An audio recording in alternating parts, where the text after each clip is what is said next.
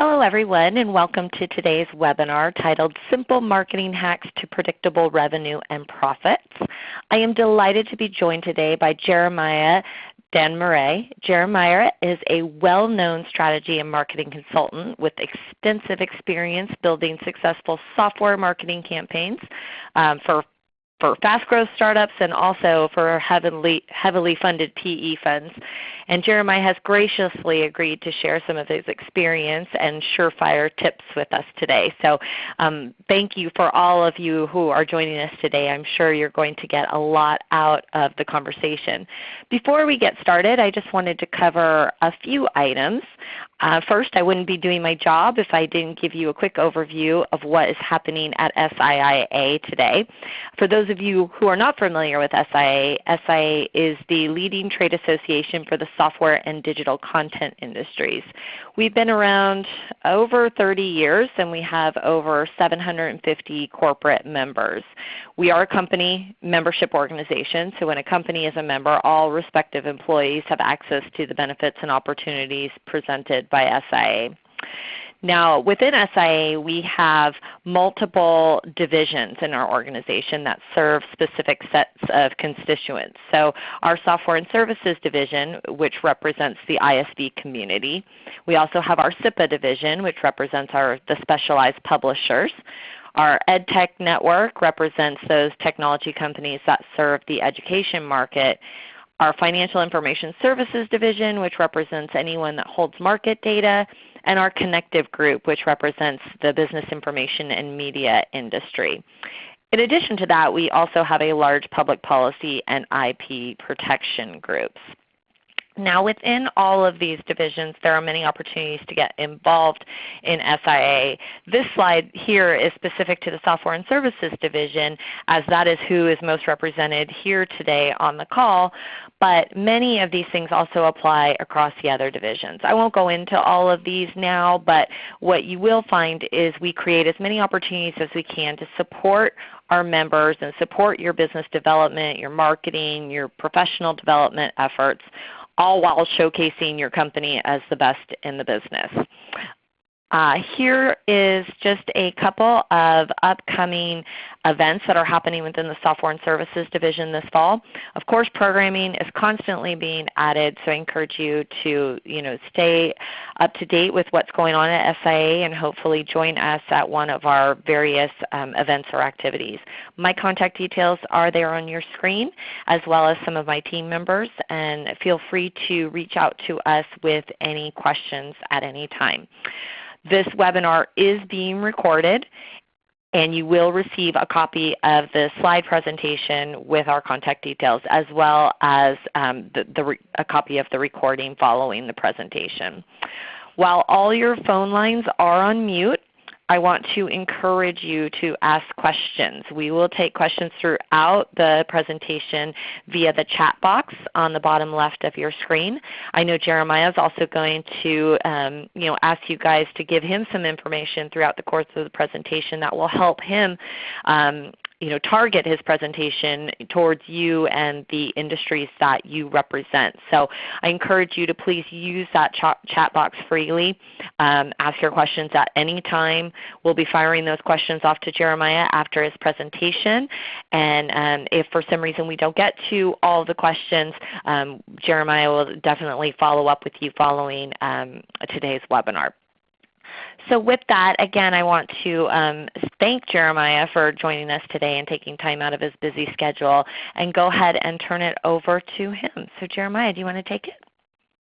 Great. Thank you so much. Can you hear my voice okay? Yes, absolutely. Okay, great. Thanks so much.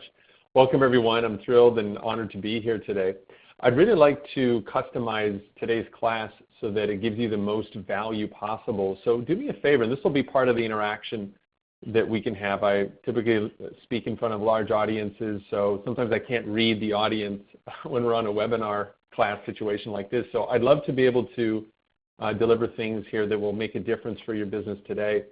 In the question box right now, go ahead and tell me, what is the core product that you sell?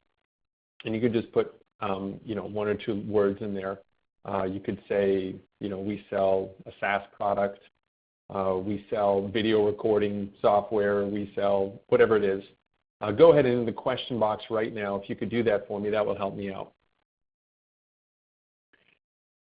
While you do that, I'm going to move forward a little bit, and as you put your comments in the question box, I'll jump back to them. But quick poll to the audience here, $241,561.13.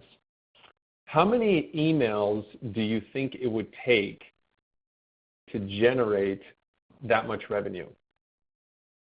Would you say 10 emails might do that?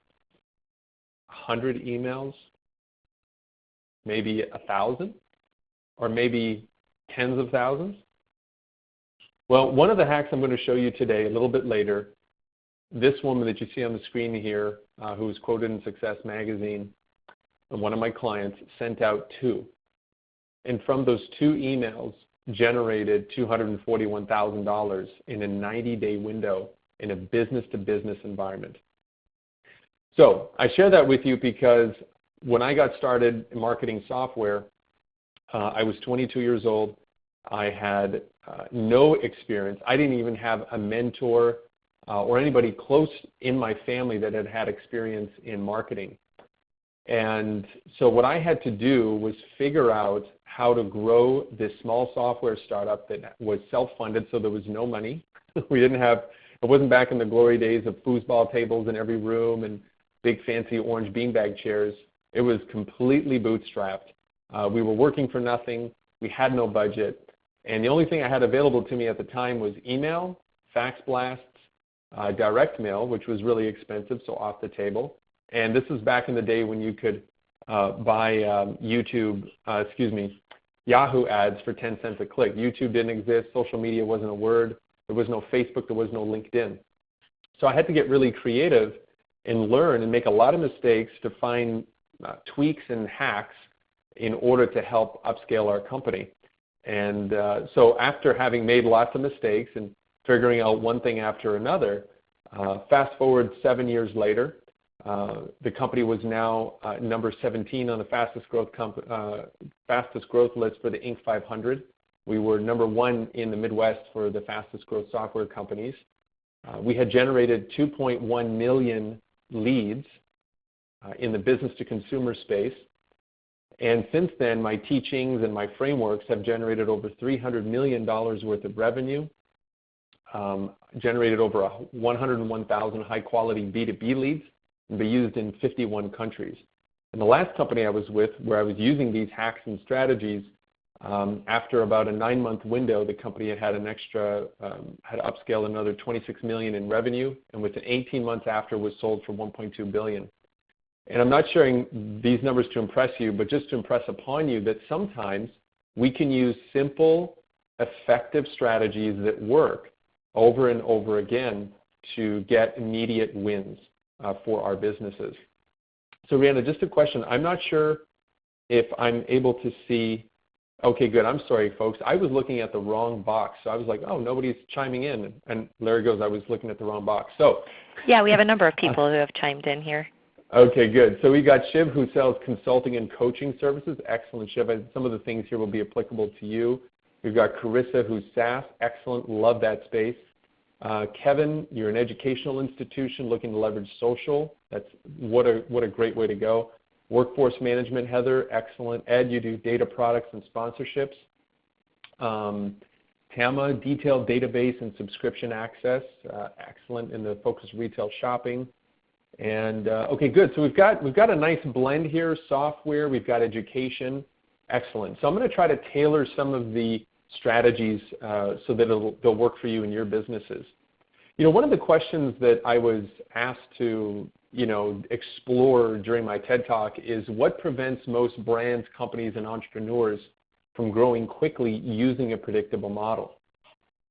And the second question is, what is it, are there some formulas perhaps that could inspire me or inspire people with my message, generate fans, increase sales, and qualified leads to become an industry influencer? Well, let's take the first question. What prevents most brands, companies, and entrepreneurs from growing quickly using a predictable model? Wouldn't you agree that if there was a predictable model out there, most people would be doing it? However, it just seems that it's elusive to most of us.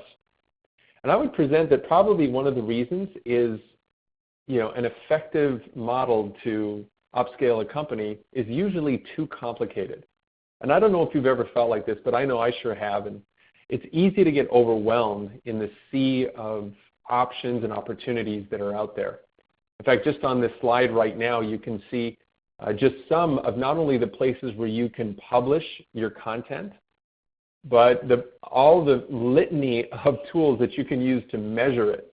It's incredibly overwhelming.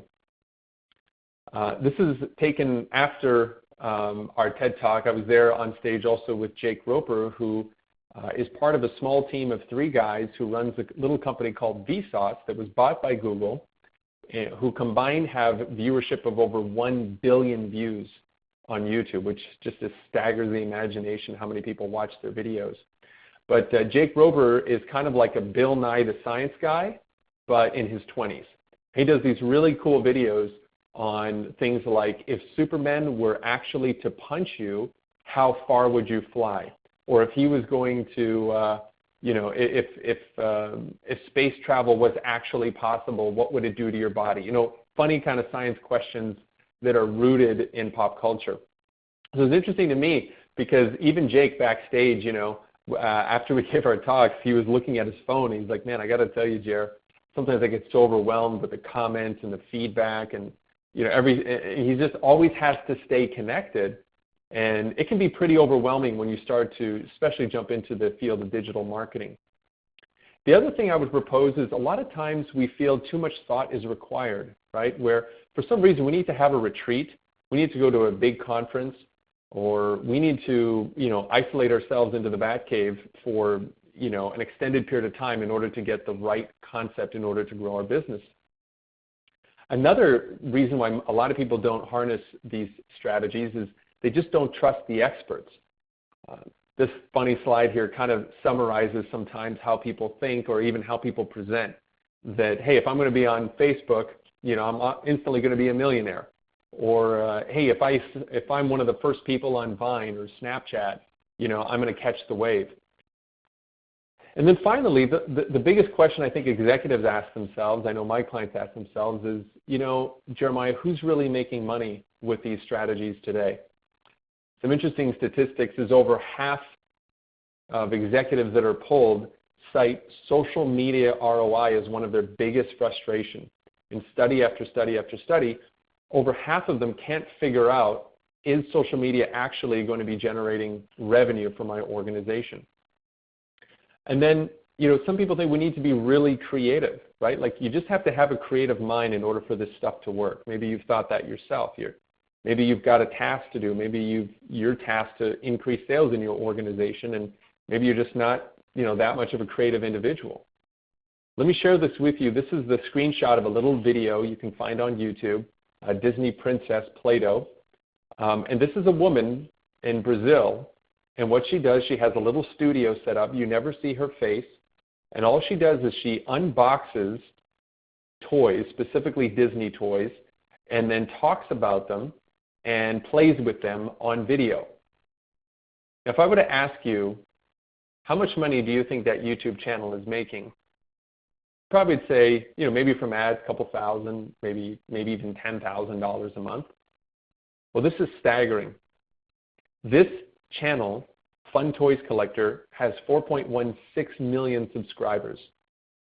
They generated $4.9 million in ad revenue in 2014, which means that every month this channel is generating $161,000.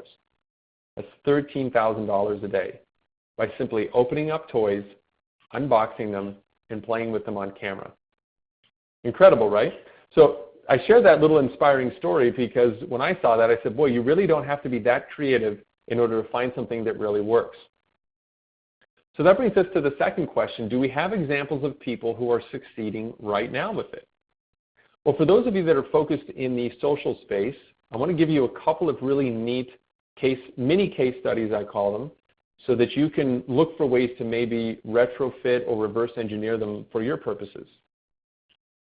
There's a brewer in Europe by the name of Mace, which is actually a common last name in one of the European countries. And they ran a contest to give a free barrel of their beer to everyone with the last name Mays on one condition. They had to share it with 20 of their closest friends. So they had 7,000 people change their last name to Mays on Facebook, which led to 75,000 Facebook likes in a single day.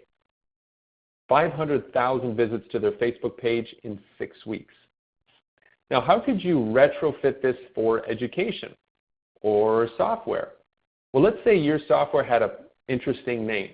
The company I used to work for is called Norvax. It doesn't mean anything, and if you research it, we found out later it's actually some kind of medication, but has nothing to do with medication.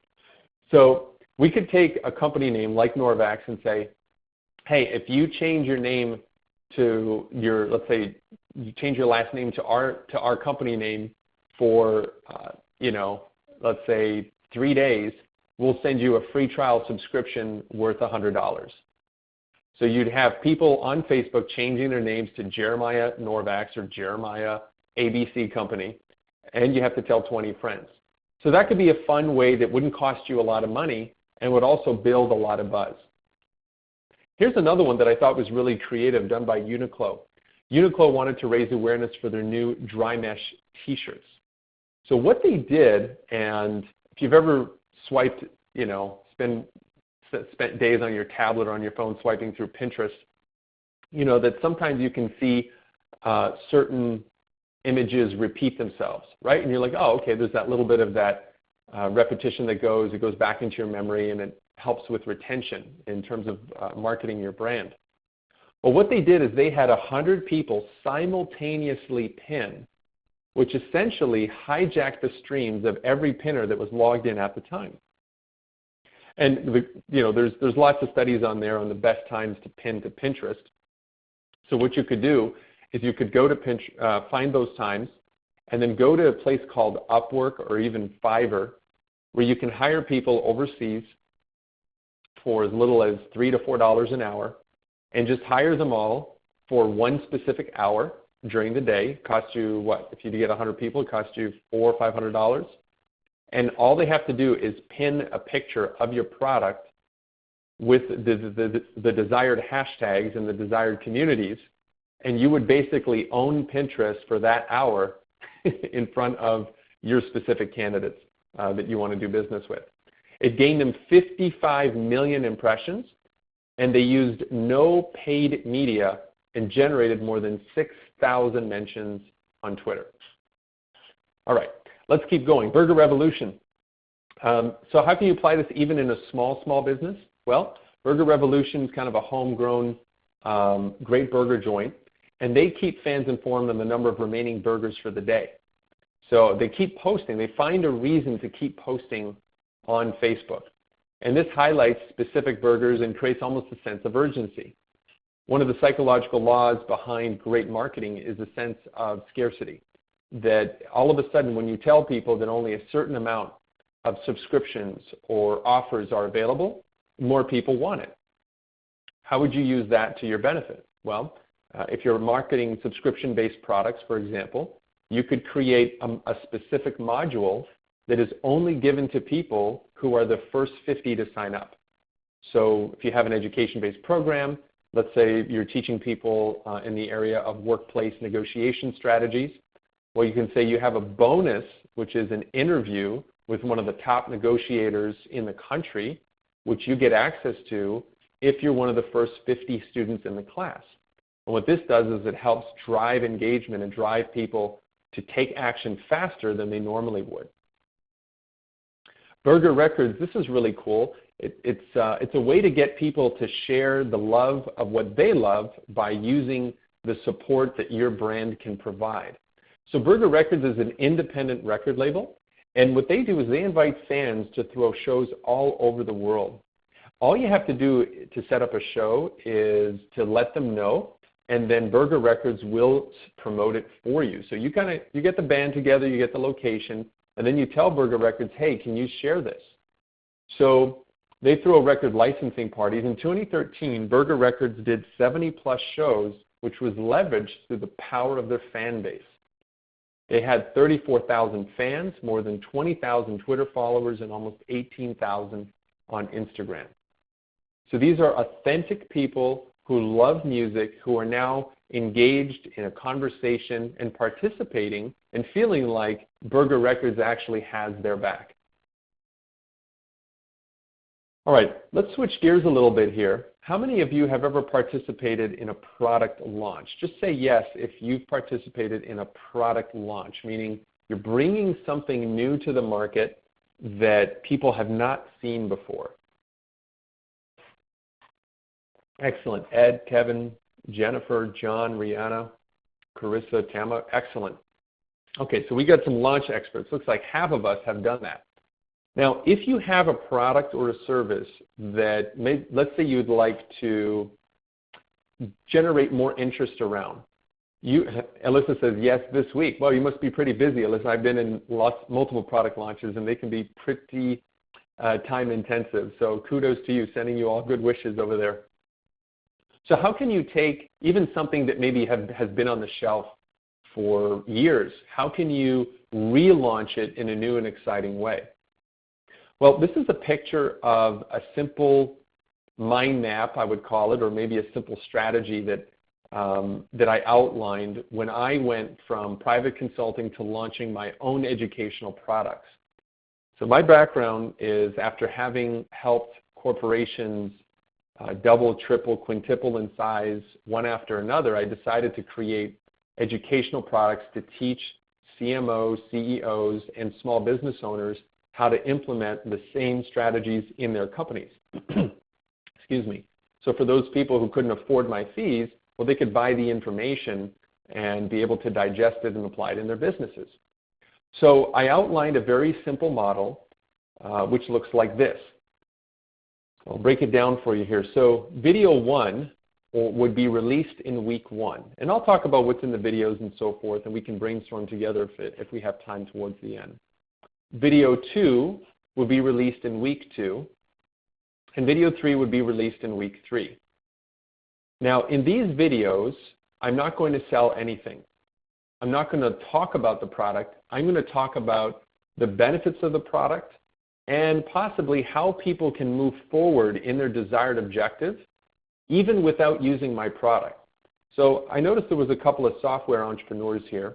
So let's say you have a software that speeds up the way to connect with people on LinkedIn. All right, let's say I'm just making something up here.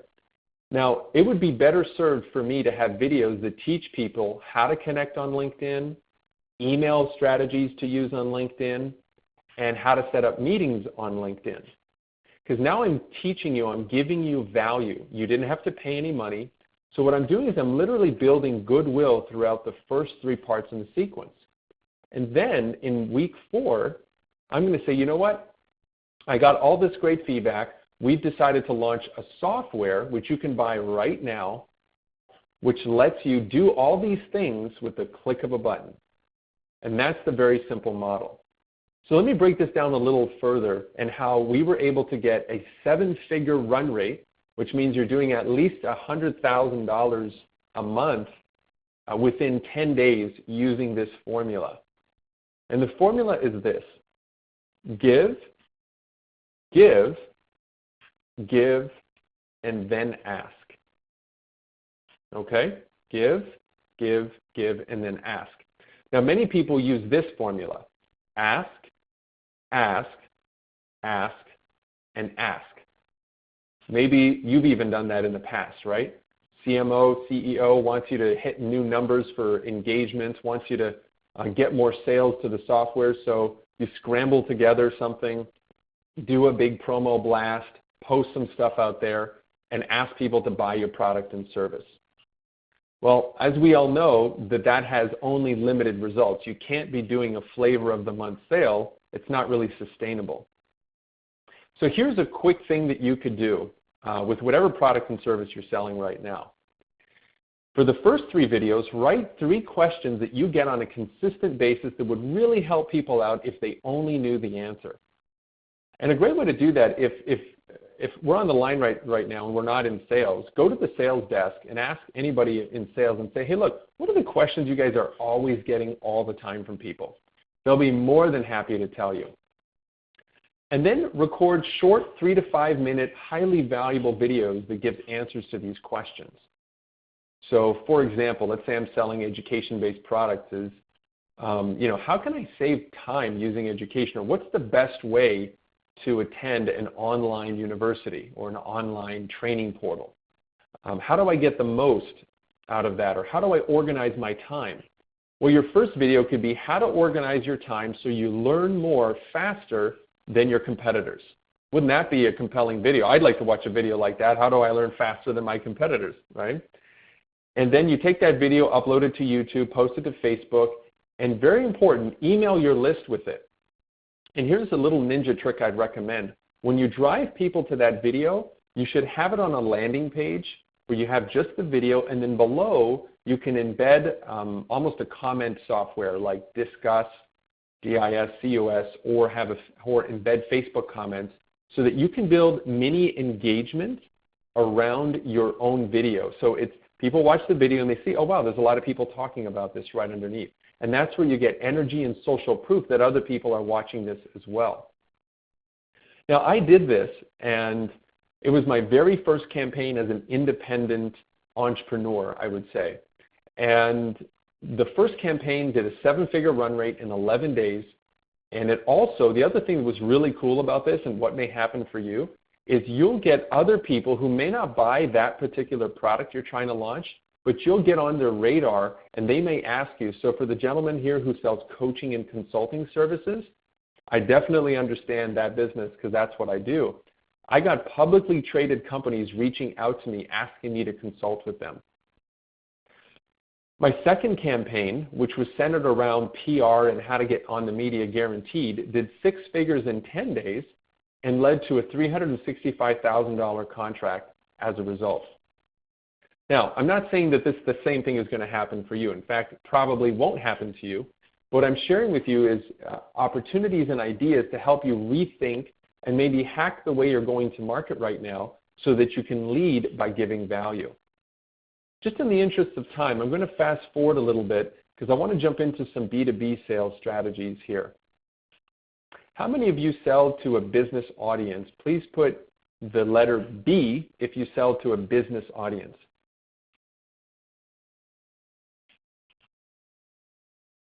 Okay, Tama, Carissa, John, Elisa, Philip, Jennifer, Ed, Shiv. Okay, so for those of you that are selling to a business audience, I think you'll really like some of these strategies we're going to talk about. And if you're selling to a business to consumer audience, you're selling to consumers, stick around because some of these are going to work out really well for you as well. Let's talk about the first hack I'd like to share with you. It's called the Podcasting Celebrity Campaign. Now, a lot of people today use podcasting as a way to share their brand and their message, which is a fantastic way to expose your voice, your authenticity, and to connect with people on a very personal level, sometimes while they're doing deeply intimate things, such as working out, sweating it out, running to work, jogging, so on and so forth. So it's a fantastic platform. But unless you have tens of thousands or hundreds of thousands of downloads, nobody's going to take notice of you. Well, this podcasting radio celebrity strategy is really effective because it actually doesn't rely on people downloading your show. It relies on you just telling them that you have one. So here's how it works. The goal of the Podcasting Celebrity Campaign is to get a preeminent introduction to your desired target audience by positioning yourself as a celebrity podcast/radio show host.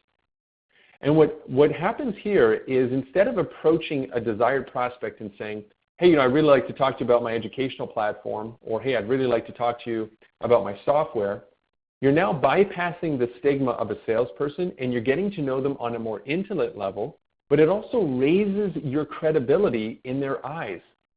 So for example, let's say I'm going after CEOs in New York because I have an education-based software that teaches smart business strategies to New York executives.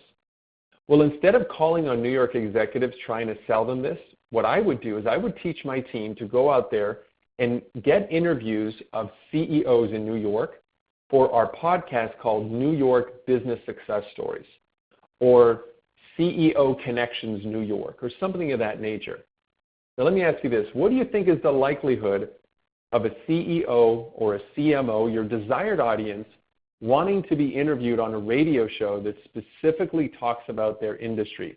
Put a yes if you think that they would have a higher likelihood to want to be interviewed than be approached with a sales strategy.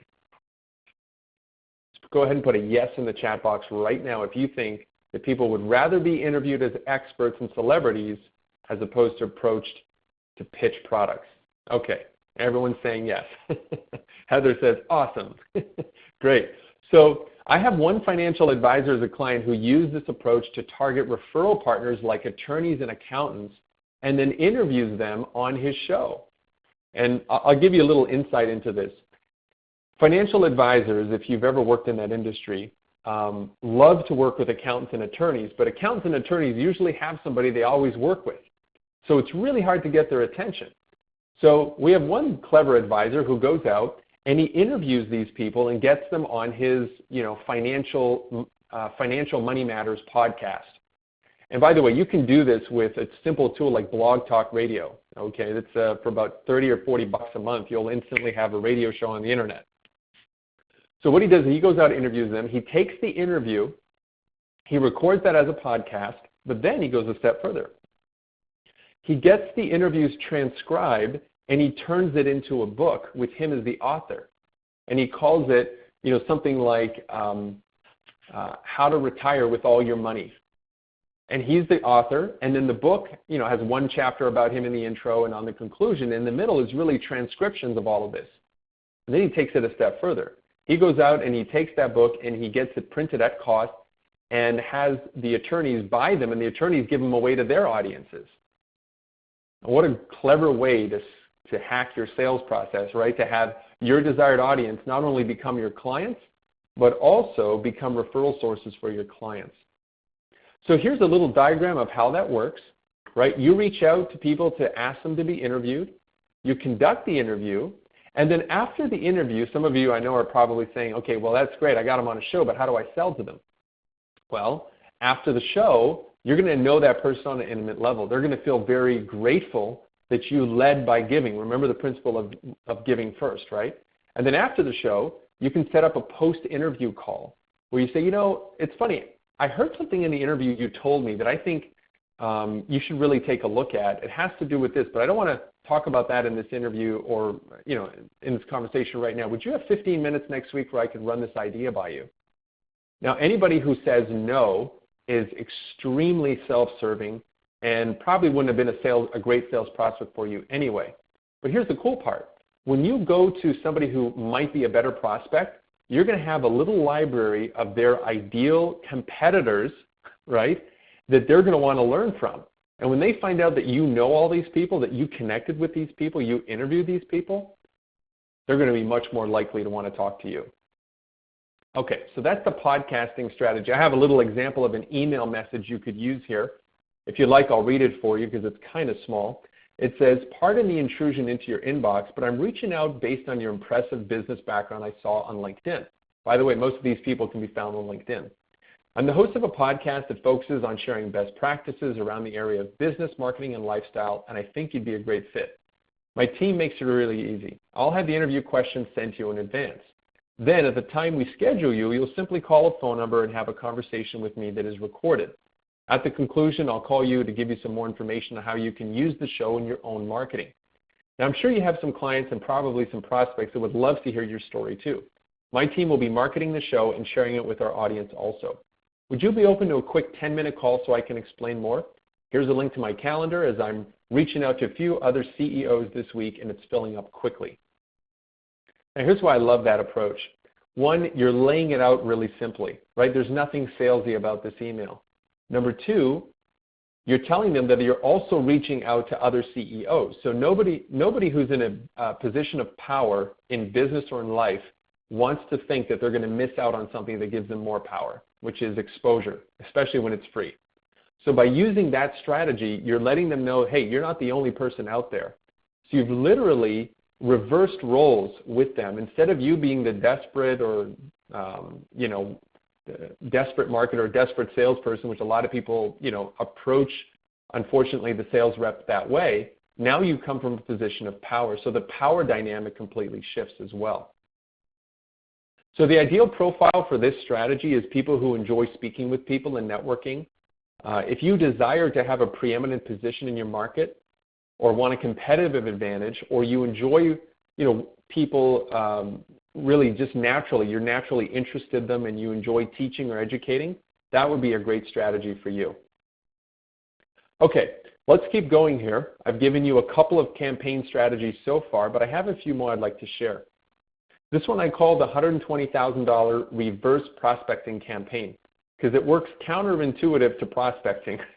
Now this really only works if you're going after the C-suite. Is there anybody here on this line that goes after, let's say, the C-suite? So that would be CEO, CMO, CIO, CFO, CTOs, anybody with a C in their title that they sell either enterprise level things to, subscriptions, programs, and so forth?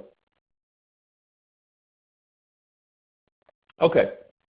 All right, we got some people that, that focus on that. All right, well, this would be a great strategy for you. Now, the ideal profile for this reverse prospecting technique is for people who go after large accounts and higher profile people that are typically hard to reach. These are also great for capital raises. So if you're trying to get the attention of well-known investors, this is excellent. And it's also perfect for passive prospecting. Now, it takes a little bit of time to set up, but you can use a simple platform like leadpages.net, which is a simple landing page software, so you don't have to go to your tech team to do this. As we all know, that can take sometimes 6 weeks and 35 forms in order to get done. You go to leadpages.net, you can set up a landing pages in 6 minutes. And if you're a first timer, maybe it'll take you 2 hours. So here's the goal of reverse prospecting. What's better than having a desired prospect reply to your email? Well, what if your desired prospect, we'll call the CEO Mr. Big, okay? What if Mr. Big starts getting emails from his peers and colleagues telling him that he needs to talk to you? How many of us would like to have that kind of thing happen on a daily basis, right? That would be pretty awesome.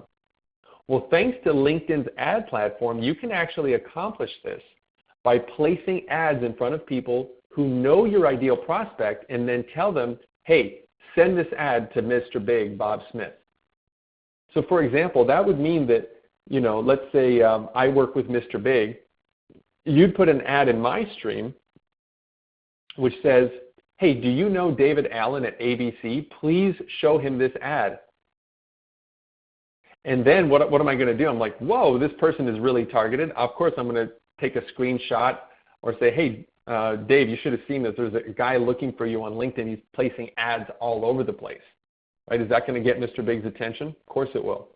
This strategy was used by a startup to get the attention of an angel pad investor and then won a $120,000 investment to get their product to market. So here's how this works. This is you, and you start placing ads in front of connections of your desired prospects. I'll show you how to do that in a second. The ad then points to a short one-page website that has a video of you asking for the introduction to the prospect. Now what happens is that the people who are connected to Mr. Big will say, whoa, did you see this ad? And then they're going to reach out to your prospect. He's going to start getting barraged by emails from everyone that they respect telling them to contact you, which leads to that conversation taking place. So if you've never done an ad before on LinkedIn, it used to be that LinkedIn ads, frankly, were just not that effective. But this method here is extremely effective because it's very, very targeted. So under your menu, you want to go to the advertising section. And you want to find a way to cleverly write your email because your ad, because you don't have that many characters to use. But here's where targeting gets really interesting. You can choose, obviously, location. Most of us, I'm assuming, operate in the United States. Now you can start targeting by company. So let's say you're trying to sell an education product to Uber because you want their taxi drivers, the Uber drivers to be nicer employees and you're trying to sell it to them. Well, then you can say, I want to target companies, everybody that works at Uber. But then you can target by job title. You can say, show me everybody that's the founder, co-founder, president, partner, board member, anything of that nature so I can get their attention. And then you just need to figure out how much you want to spend on your campaign. Now, the cheapest and best way is to just do cost per impressions, because cost per impressions will show you're only going to pay when your ad is seen, and since you're showing it to such a small group of people, can even be as little as 7 people on LinkedIn. That's the magic number to hack. LinkedIn's ad platform, by the way, is 7. 7 people is all they'll need to approve your ad. So you don't have to be putting in front of 7,000 people. You can just put in front of 7. So for $2.68, I can target all of the biggest players at Uber and prospect them. And then I hit a start date and I'm ready to go. Well, here's what the winning ad looked like. You look at the top, it says, know anyone at AngelPad? Then please help us pass on this message to them. Or if you want to get really specific and target the person that you're going after, know Thomas Court? Then please help us pass on this message to Thomas and the AngelPad team. Now here's what the landing page looked like. This was done by Jack Smith from Bungle. So he had a short YouTube video that pitched his startup in a minute and 20 seconds. And I love what he put here. Thomas, you look like a happy guy, but if you think you're having fun now, wait until you're helping Bungle take over the world. How creative was that, right? 12 hours after this ad came through, Thomas Court did indeed email Jack and said, I saw the ad, you are good. Do you have time for a Skype call, Thomas? Simple marketing hacks that actually work. All right, I want to create a little bit of time for questions here, so I'm going to skip ahead a little bit. Let me give you this final one, and then if you want me to answer questions, I'm happy to stick around and do that. Simply because I have another meeting I actually booked right at the end of this class today, accidentally, so I've got 17 minutes left to be here with you today. So this next strategy here, for those of you that are in the B2C market, you'll love this too. In fact, anybody who has a database, I don't care how small, of leads in your system that never bought, you're going to want to instantly implement this strategy, okay? This is probably one of the fastest, simplest, easiest things you could do as part of this class today. In fact, I taught this to a small group of people as my clients. The first person who did it got 324 leads in 24 hours from existing data. Okay, 324 people that were renewed in interest for their product, closed 8 pieces of business, and made $20,000 in commissions. The second case was the woman I told you about earlier. Remember I showed you a picture of a blonde woman, Susan, all the way at the beginning?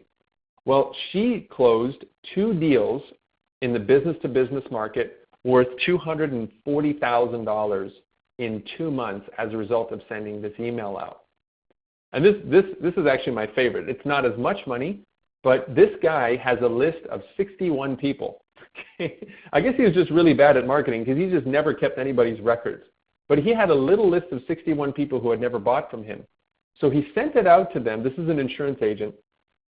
He ended up selling 27 products and cross-sold another 25, which means that he sold 52 products to 61 people after sending out this simple one-line email. Now, I actually don't have it as part of the slide deck, so you're going to need to use your imagination for this. But here's the secret email. Okay, you ready for it? All right. The subject line is the person's first name. Okay, the subject line, you want to write that down, is the person's first name. Now, most email tools today will allow you to use a form field where you just put the person's first name. If you happen to be using something simpler like Constant Contact or MailChimp, sometimes they don't let you do that. You can just use another one, which would be quick question, written in lowercase. And I like quick question in lowercase because it looks like it came from you, a human, and not a robot. Inside, you're just going to ask one thing. You're going to repeat the person's name. You could say, Rihanna, for example, do you still need help with, and then whatever product you sell. Do you still need help with optimizing your website? Do you still need help with your education software platform? Do you still need help with your insurance, whatever it is. And then you just say your name again. You just close out with your regular signature line. Do not give them a link to a website. Do not have them go somewhere to fill out a form. Don't share anything else. Because remember, these are people in your database who had some sort of interaction with you but never bought. And then you send that as is. Now, one of three things will happen after you send that email. Excuse me. Number one, people will reply and say, no, I don't need help. In which case, you just reply and say, not a problem. I was just checking in. I want to make sure that I took good care of you. Number two, nothing, okay, meaning they're not going to reply. Number three, they're going to reply and say yes. And that's what's great about this strategy. It's a shake the tree kind of strategy. How many people do you think are in your database right now that may be ready to buy at this moment? But by not communicating with them, we just don't find that out.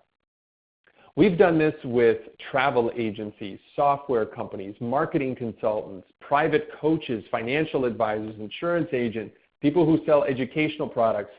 Every single time we've done it, people have gotten a wonderful result. Now, if you're the first person who gets 0 results, I apologize, but I really want to recommend that you use this really simple strategy because I think it'll serve you as a way to shake the tree and a great way to get Q4 kicked off here to get some people into your sales pipeline. Okay, so I want to make sure that I get to everybody, so I'm just going to forward through to the end. You guys will be able to go through this on your own. But the last thing I'm just going to leave you with is this thought. We talked about several ideas today, didn't we? We discussed some ways that you could use people's last names, right, as a way to generate Facebook traffic. You learned a way how to hijack Pinterest. We discovered how scarcity allows you to actually sell more products faster. We dived into the model of give, give, give, and ask, remembering that people will be more likely to do business with you if you generously share with them up front, and how to use that to relaunch a product that may have been on the shelf for a while that you want to create new buzz and excitement around. I walked you through the podcasting radio celebrity strategy campaign, which positions you as a thought leader, but also leads to a preeminent introduction to your desired audience. And I gave you a full email template that you could swipe. And we talked about the $120,000 reverse prospecting campaign, where you can have big decision makers be targeted by your audience and their peers to reach out to you. And then finally, and I walked you through how to do that on LinkedIn, and then finally, we looked at the simple one-line email strategy that generated 324 leads in less than 24 hours. So that's a lot of information, right?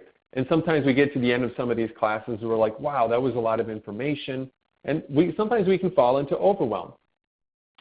Well, don't worry, I've been there too. And I found that a little strategy that helps me is to just go to the bottom of my notepad, or if you're taking notes in Evernote, is write out my one thing. You don't need all of these things to be successful. In fact, you could just probably implement one, and that would show revenue and hack your way to success. So what is the one thing for you? And just to get some engagement, I'd love to see in the chat box, and by the way, this is going to help you because Ivy League studies show that the more interaction you have in an educational experience, the more your retention goes up. So it's not really for me. I've been asking you to interact, although I enjoy it. It's really for you, because by you interacting, you're really telling your brain, I want to remember this. So what's the one thing that was a good takeaway for you today? Please go ahead in the chat box, post that in there. I'd love to see what was great for you. All right, John says he really liked the LinkedIn hack. That's cool. Yeah, wasn't that a great one? Kama says the one-line email. Excellent. Yeah, that's a great one. I've had so many people use that and send me emails later saying just, hey, thanks so much. And by the way, if you guys use this and it works, please go ahead and send me a note. I'd love to hear from you. I'll put my email address here on the screen here so you can get in touch with me. Looks like the one-line email, everybody really likes that. Carmen, you enjoyed the ask point rather than give, and then ask. Yeah, excellent. Ed, you also like the LinkedIn sales. Beautiful. Well, as part of, I told the team today that if you want to get in touch with me, you can. Probably the best way is through LinkedIn. I really work only on private consulting opportunities, so if you think anything that I've shared today serves you, I hope you'll go out and use it. If you want to get in touch with me, there's my email address. On my LinkedIn profile, there's a small link where you can apply for a complimentary strategy session if you want to dive into these ideas more, and I'll do that on my own time, on my own dime to help you out, just because I'm grateful to be here, and I believe that I practice what I preach. I believe by giving, later down the road I might ask for something, and who knows, people might respond. So I'm grateful for you, and I'm stick around here for a few minutes if you have any questions. Thank you, Jeremiah. I think that was fantastic. I certainly was taking notes, and I know my team was Skyping me as they were taking notes. So that's really great, and I'm sure we'll be using some of these hacks. I had a couple of questions for you, and again, if anybody has any questions, I've captured a few. But if you have any additional ones, we only have Jeremiah for a few more minutes, so want to get the most we can out of his time.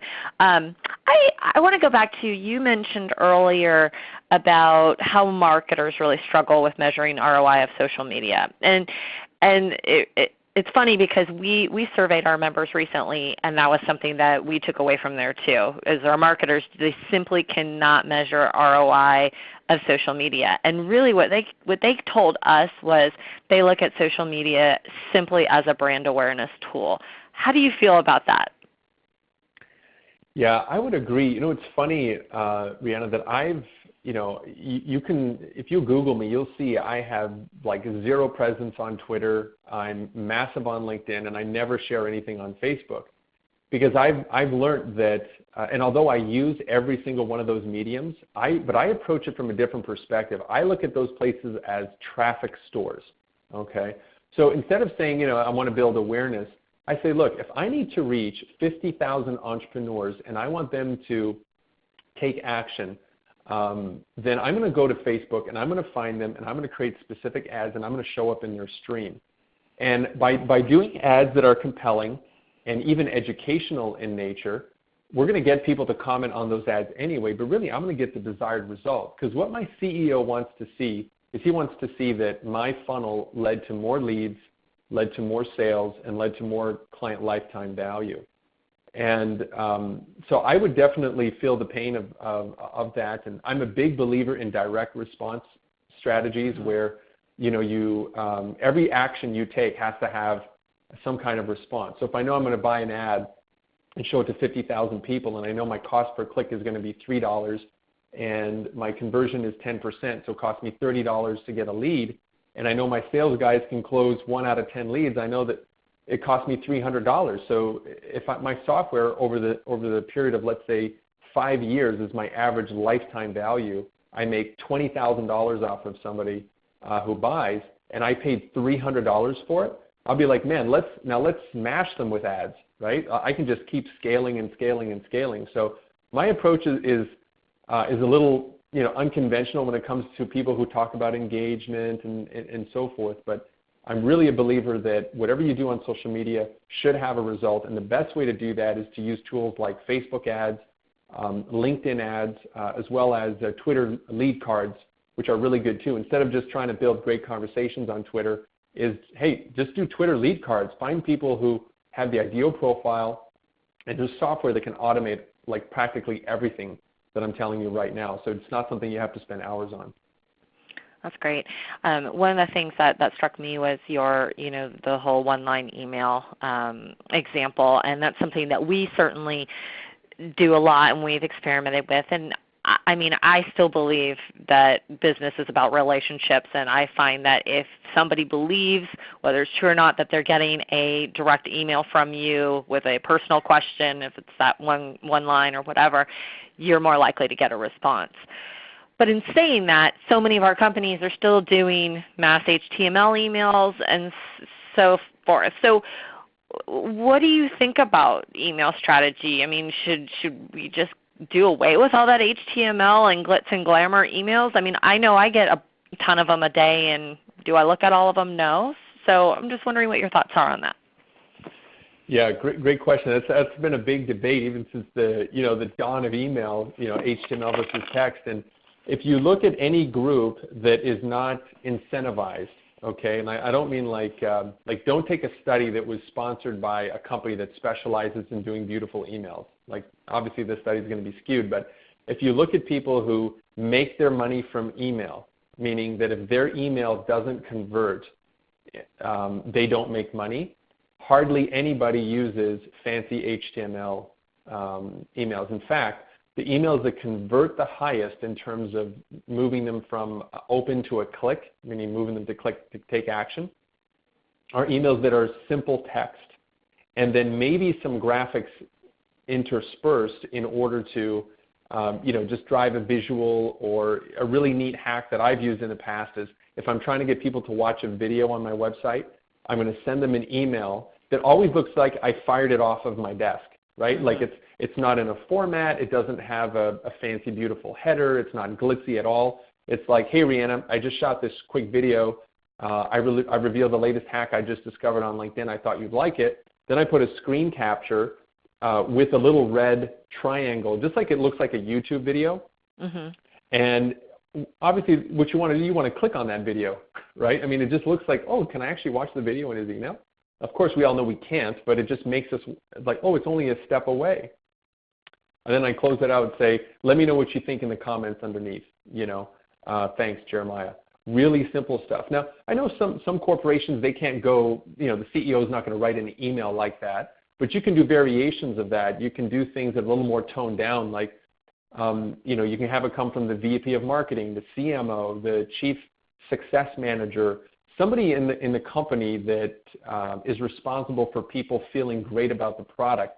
That's the person you should assign to be the voice of those emails, and have the email not come from ABC Incorporated as the from field, but it should be a real person. Yeah. So just before we have to let you go, I know we're at the top of the hour, just quickly I wanted to get your thoughts on video email, because there are a number of platforms out there now that provide actual video messages, like you said, like you can actually click in your inbox and view a video message from folks. Have you had any experience with that? I haven't. I know that CoVideo uses that, and Adobe's getting into video email marketing. BombBomb, is there too. But I haven't really used that yet, and here's the reason why is because and this is just me personally, right, and my clients, we're always giving with a goal. Like we're moving people down a certain path, which eventually gets them into our tribe and then eventually as a customer. And to do that, I like them to take actions, and I find that if I embed a video in an email, there's no reason for them to go anywhere else, right? And remember, people's inboxes are many times done as to-do lists. So I don't want to keep them in the inbox. I want to get them out of the inbox. I want to get them into my world so that I can frame the argument or even expose them to my tribe that's already there commenting and engaging with me. Mm-hmm. No, that makes sense. Jeremiah, thank you so much. We are at the top of the hour. I want to be appreciative of your time and your other meetings on your calendar. Thank you so much for your time today. Again, for everybody, we have recorded this webinar, and we will provide you with the recording as well as the presentation. It will also be available on our website for anybody who wants to go back and view it at a later time. And again, you have Jeremiah's information there on your screen. It will also be in the deck provided to you. Encourage you to reach out to him and chat with him. Certainly, I learned a lot today, and I think we all can learn a lot. So, Jeremiah, thank you again, and we appreciate your time. Thank you so much, everyone. Appreciate your time.